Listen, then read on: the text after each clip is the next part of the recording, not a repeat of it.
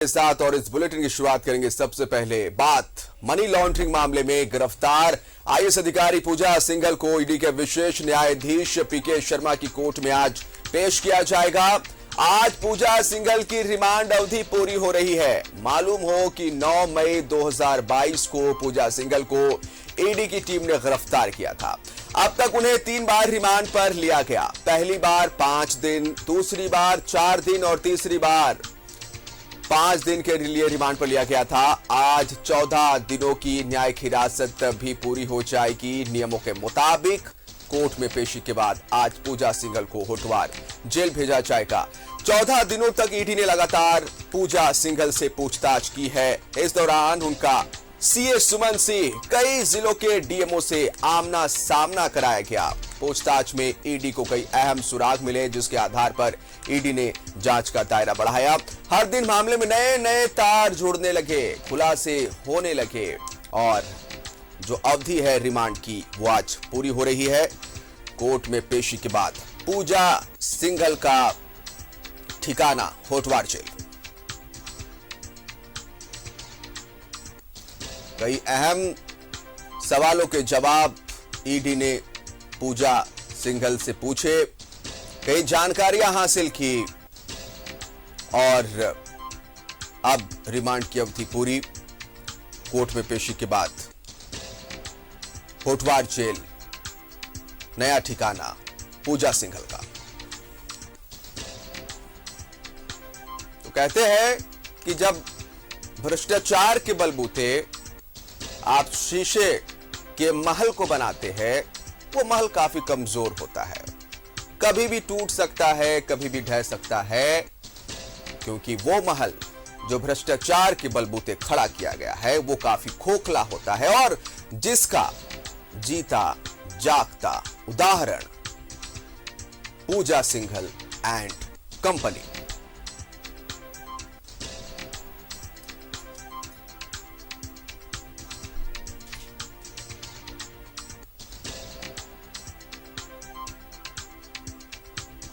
बहुत ही कम उम्र में पूजा सिंघल ने एक रिकॉर्ड बनाया था।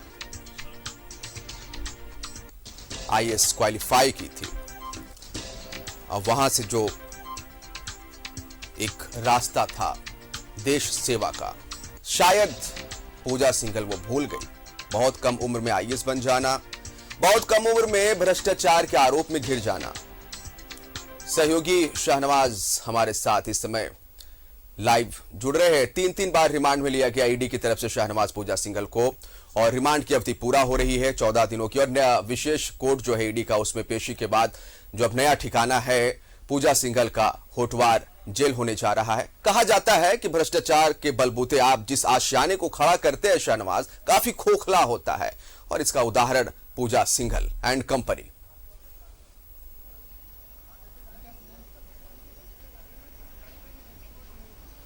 हाँ, निश्चित रूप से ये बात प्रूफ हो चुकी है कि जो हराम की कमाई होती है, जो अवैध तरीके से की जाती है, वो कभी भी फलती नहीं है। भले आप उससे ऐशवर्ज की ज़िंदगी जी लें और बैंक बैलेंस बना लें, प्रॉपर्टी खड़ी कर दें, जिसके लिए आप ये कर रहे हैं। बिल्कुल, चंद चंद बच्चे होते हैं जो उसको भोगने वाले होते हैं और जो आपकी जो लाइफ है तो पहले से ही सरकारी तौर पर प्रोटेक्टेड है। आपको 3 लाख रुपए के आसपास की सैलरी मिलती है, तमाम संसाधन सुविधाएं मिलती हैं, बहुत रहने के लिए शानदार मकान मिला हुआ है, कई नौकर चौकर हैं, शोफर ड्रिवन कार है आपके पास, एक नहीं कई विभाग हैं, तो जाहिर है कई सुविधाएं भी मिली हुई। तो इससे ज्यादा एक आदमी को चाहिए क्या? लेकिन जो हवस होती है इंसान को इस दर्जे तक गिरा देती है। आज जो बेइज्जती हो रही है, उनके साथ साथ उनके जो पूरी की पूरी समाज की बेइज्जती हो रही है। आईएएस जैसे एक प्रतिष्ठित करियर को लोग मजाक बना करके रख दिया है उन लोगों ने। जो अच्छे लोग हैं वो भी शर्मिंदा हैं। तो बहरहाल पूजा सिंघल की रिमांड अवधि आज खत्म हो जाएगी और निश्चित रूप से उनको यहीं आना पड़ेगा जहां उन्होंने पहली रात बिताई थी। बिल्कुल। और जो पहली रात बिताई थी महिला सेल में, वहां आपको थोड़ा सा रोकेंगे शाहनवाज, क्योंकि हम ईडी ऑफिस का रुख करेंगे। हमारे साथ इमरान लाइव जुड़े हुए, इमरान का रुख करते हैं। इमरान, तीन बार रिमांड में लिया गया और अब आज विशेष कोर्ट में, ईडी की विशेष कोर्ट में पेशी होनी है। उसके बाद होटवार जेल भेजा जाएगा। वहां की तस्वीरें क्या इस समय देखने को मिल रही है इमरान? देखिए, बिल्कुल जैसा जिस तरह से निलंबित आईएएस अधिकारी पूजा सिंघल को ईडी के द्वारा जो है वो 3 बार रिमांड लिया गया था। पहले दिन 5 दिन, फिर 4 और फिर जो है वो 5 दिनों की रिमांड अवधि जो मिली थी ईडी को। कहीं न कहीं पूरे 14 दिनों के जो रिमांड के दौरान कई पूछताछ हुआ और कई पूछताछ के बाद आज आखिरी दिन है और ऐसे में मेडिकल जाँच हो गई है पूजा सिंघल की। और मेडिकल जाँच होने के बाद अब जो है ईडी कार्यालय से पूजा सिंघल को निकाला जाएगा और यहाँ से सीधे जो है ईडी कोर्ट के स्पेशल कोर्ट में पेश की जाएगी। अब रही बात कि वो न्यायिक हिरासत में जाएंगे या फिर ईडी फिर से रिमांड की जो प्रक्रिया है, रिमांड में लेने की जो डिमांड है वो करती है या नहीं, ये सारी चीजें कोर्ट डिसाइड करेगी कि कहां जाना है। वापस से रिमांड ईडी को दिया जाएगा कुछ दिनों का या फिर न्यायिक हिरासत में बिरसा मुंडा जेल भेजा जाएगा, क्योंकि अब तक 14 दिनों की रिमांड हो चुकी है। ऐसे में ये कयास लगाया जा रहा है कि आज बिरसा मुंडा कारा जेल पूजा सिंघल को भेजा जा सकता है। हालांकि ईडी के सूत्रों के अनुसार जो जानकारी मिल रही है, ईडी अब भी चाहेगी कि कुछ दिनों की और रिमांड अवधि जो है वो ईडी को मिले ताकि पूजा सिंघल से आगे भी पूछताछ की जा सके।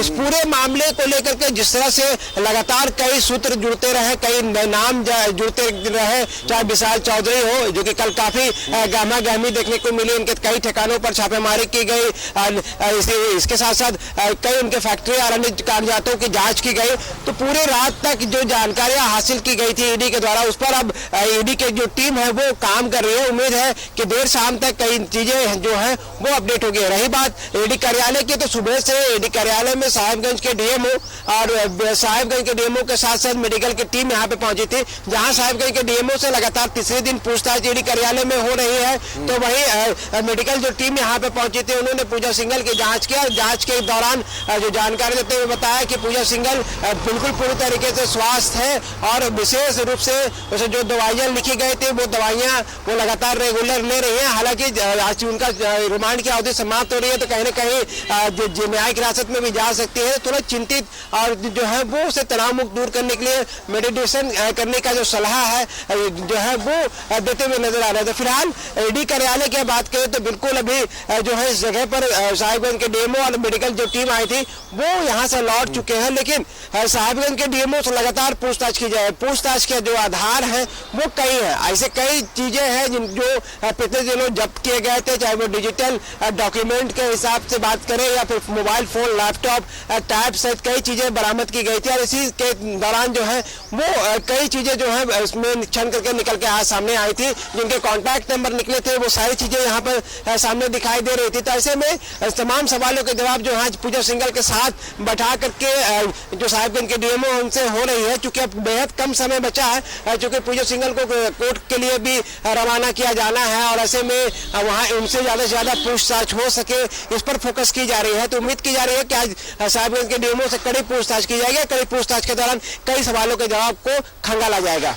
सहयोगी दीपक भी हमारे साथ बने हुए, उनका रुख कर लेते हैं। दीपक के पास आएंगे, लेकिन एक बार फिर से रुक कर लेते हैं शहनवाज जी का। शहनवाज जी, जिस तरह से बातें हम कर रहे थे कि वही भ्रष्टाचार की जो इमारत है जिसे खड़ा करने के लिए इतना जद्दोजहद किया गया और उसके बाद आज वो भ्रष्टाचार की इमारत ढहने के कगार पर, या यूं कहे कि वो भ्रष्टाचार की इमारत ढह चुकी है। लेकिन एक बात जो इस पूरे प्रकरण में निकलकर सामने आया शहनवाज, नए नए नाम जुड़ते चले गए, नए नए नाम जुड़ते चले गए और जहां जिलों के डीएमओ के नाम सामने आए, उन्हें समन जारी करके पूछताछ के लिए बुलाया गया। विशाल चौधरी, निशित केसरी, लेकिन अभी तो ये एक आइसबर्ग की तरह है, यानी कि अभी एक बड़ा सिंडिकेट अभी भी बाकी है जिसके नाम का खुलासा धीरे धीरे जब कड़ी बढ़ेगी आगे, पूछताछ का दौर चलेगा आगे, तो उन नामों का भी खुलासा वक्त के साथ होगा, जिसकी पूरी गुंजाइश भी है। शहनवाज,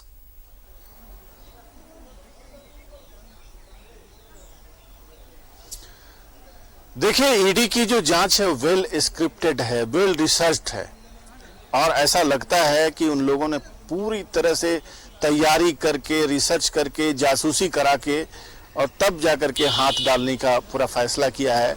आप पहले छापे के दौरान ही देख लें कि सटीक इंफॉर्मेशन मिलना कि कहीं 19 करोड़ 31 लाख रुपए रखे हुए हैं, ये होना और इस बात को फिर मीडिया में लीक करना वीडियो के माध्यम से, ये बात पूरी तरह से तय है कि झारखंड में भ्रष्टाचार के खिलाफ मुहिम का आगाज कर दिया है ईडी ने, और ईडी का छापा अब नहीं पड़ेगा कल, इसकी कोई गारंटी नहीं। हो सकता है कि कल भी कहीं छापेमारी हो।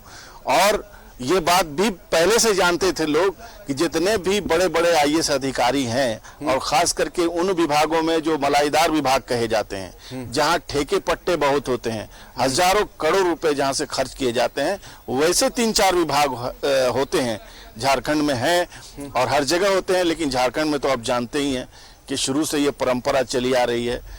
तो हर आईएएस अधिकारी अपना एक पेट पालता है, और ये पेट जो होता है पहले तो बहुत कमजोर होता है, उसको दूध पिला पिला करके पहले तो उसको बलशाली बनाते हैं, और फिर वो ठेकेदार बनता है, फिर लाइजनर बनता है, फिर आगे उसके पर बहुत जब बड़े हो जाते हैं तो वो उड़ान भर के विदेश पहुंचता है। तो अभी सिलसिला बहुत लंबा चलने वाला है। अभी लोग ये ना समझें कि पूजा सिंघल, सुमन कुमार सिंह, विशाल चौधरी, और ये अभी जो कल एक और बिल्डर का नाम आया था निशीत, ये सब एक छोटे छोटे मोहरे हैं। अभी बड़े बड़े मोहरे हर विभाग में ऐसे पेट्स हैं।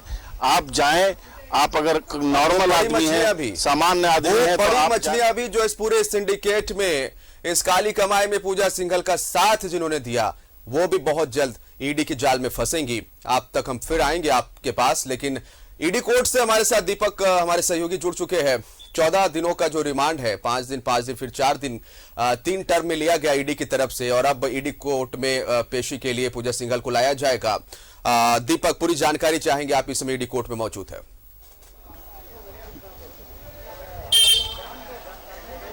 जी बिल्कुल, पूजा सिंघल जो बर्खास्त आईएएस अधिकारी है, उनकी गिरफ्तारी बीते 11 मई को हुआ था, और 12 मई को उन्हें कोर्ट में पेश किया गया था, और पेशी के बाद उन्हें रिमांड पर लिया गया था। 3 बार उनकी रिमांड अवधि बढ़ाई गई, और इस दौरान कुल 14 दिनों तक ईडी अपने रिमांड पर लेकर उनसे पूछताछ की, और आज वो रिमांड की अवधि खत्म हो रही है, लिहाजा उन्हें आज कोर्ट में पेश किया जाएगा, और पेशी के बाद उन्हें जेल भेजा जाएगा, होटवार जेल। चूँकि न्यायिक प्रक्रिया के तहत किसी भी अगर एक्यूज्ड को अगर पुलिस अपने गिरफ्त में लेती है, तो ऐसे परिस्थिति में उन्हें अधिकतम 14 दिन तक ही रिमांड पर लेकर पूछताछ की जा सकती है। तो इस परिस्थिति में उनका 14 दिन का जो अवधि है वो आज खत्म हो रहा है, तो वैसे में आज उन्हें कोर्ट में पेश किया जाएगा, और पेशी के बाद उन्हें जेल भेजा जाएगा। अब से थोड़ी देर बाद ही महज उन्हें कोर्ट में लाया जाएगा, और ईडी के स्पेशल कोर्ट जो हमारे पीछे नजर आ रहा है, इसी स्पेशल कोर्ट में उन्हें पेश किया जाएगा, और पेशी के बाद जेल भेजा जाएगा। ये जो मामला है, जिस तरह से ये मामला उजागर हुआ है, और ईडी के द्वारा जो कार्रवाई की गई है फर्स्ट डे यानी कि 6 मई से लगातार ईडी के द्वारा 2 दिनों तक छापेमारी की गई। पूजा सिंघल और उनके करीबियों के अलग अलग ठिकानों पे छापेमारी की गई थी, और छापेमारी में कई दस्तावेज, कई इलेक्ट्रॉनिक डिवाइस और कैश भी बरामद ईडी के द्वारा की गई थी, और उसके आधार पर लगातार पूछताछ की जा रही थी। इससे पहले जो अभिषेक झा के जो सीए है सुमन सिंह, उनसे उनकी गिरफ्तारी सबसे पहले हुई थी, और उसके बाद उनसे लगातार पूछताछ की गई थी, और लगभग उनसे 13 दिन तक ईडी ने अपने हिरासत में लेकर उनसे पूछताछ की गई थी, और पूछताछ के दौरान ही कई खुलासे धीरे धीरे होने लगे। तो इसी परिस्थिति में पूजा सिंघल की भी रिमांड अवधि इसी वजह से लगातार बढ़ाने की मांग ईडी के द्वारा की जा रही थी और की गई, ताकि जो सिंडिकेट के माध्यम से जो भ्रष्टाचार राज्य में किया गया है, चाहे मनरेगा घोटाला की बात करें, चाहे अवैध खनन की बात करें, तो इन तमाम चीज़ों पे कहीं ना कहीं एक सिंडिकेट के माध्यम से सिंडिकेट बना करके भ्रष्टाचार किया गया है, जिसका रकम को कहीं ना कहीं सेल कंपनी के माध्यम से भी ब्लैक मनी को व्हाइट मनी में कन्वर्ट करने की भी कोशिश की गई थी।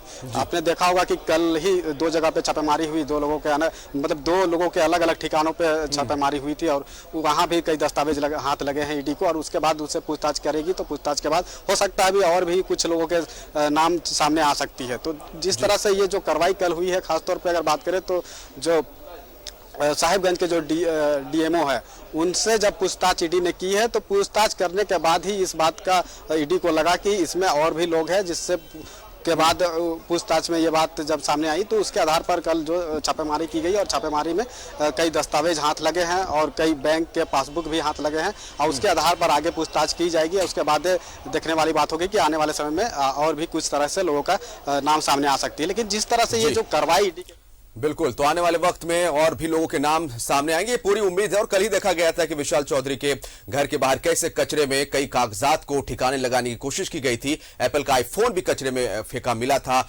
जिसे ईडी ने जब्त किया है, और उससे भी कई अहम जानकारियां, क्योंकि एक बड़ी जानकारी जो है, जब ईडी ने पूजा सिंघल के मोबाइल फोन को अपने कब्जे में लिया था, जब्त किया था, तो उससे व्हाट्सएप चैट के जरिए काफी कुछ जानकारियां मिली और उन्हीं जानकारियों के आधार पर पूछताछ के बाद कई जिलों के डीएमओ को बुलाया गया और कई लोगों तक शिकंजा कसने की ईडी पूरी तैयारी में है और आज पेशी कोर्ट में है पूजा सिंघल की। आप हमारे साथ बने रहेंगे। इमरान, बहुत बहुत शुक्रिया आपका तमाम जानकारी के लिए। ईडी कार्यालय से शहनवाज, बहुत शुक्रिया आपका और बहुत शुक्रिया आपका। दीपक, हम आपसे फिर आपसे मुखातिब होंगे और जब कोर्ट में पेशी के लिए पूजा सिंघल को लाया जाएगा तो उस समय फिर वहां क्या तस्वीरें बनती है वो अपने दर्शकों को हम दिखाएंगे। लेकिन वक्त है फिलहाल छोटे से ब्रेक का, कहीं जाइएगा मत क्योंकि कुछ और महत्वपूर्ण खबरें इस बुलेटिन में बाकी, देखते रहे।